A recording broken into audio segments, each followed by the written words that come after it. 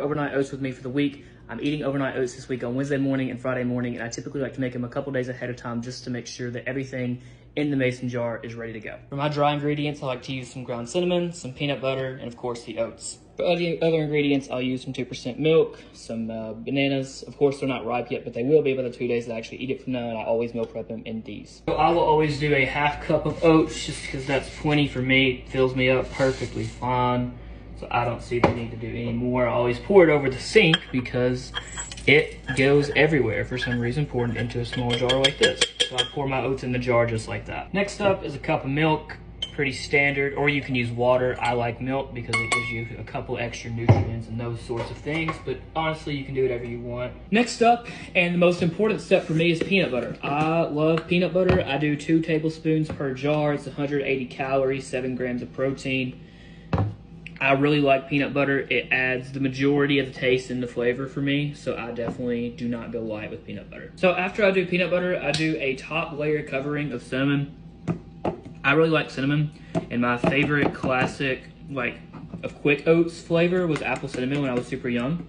So I've gotten used to oats with cinnamon, so I really like it still.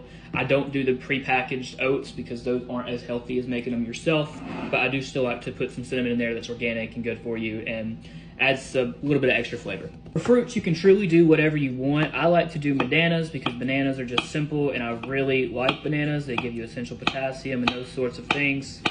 But honestly, whatever fruit you want to do, you can put it in there. A lot of people do strawberries, blueberries, a lot of berry stuff. I just really like bananas, and I'm not super hungry in the morning, so I don't do a lot of variety of fruit. Every week, I just make them the exact same way. So once I get all the ingredients in, the most essential step for making overnight oats, in my opinion, is to stir them up very, very good to make sure that it's not going to be super clunky and weird to eat.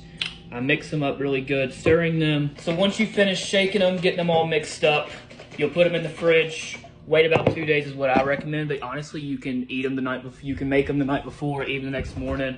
I've done that when absolutely necessary. I just think they taste a little bit better if you meal prep them a couple days ahead of time. But this is a very quick breakfast. It's meal preppable. You can take it wherever you want with you, eat it while you're driving, whatever. It'll be quick, nutritious, great, and I highly recommend making overnight oats.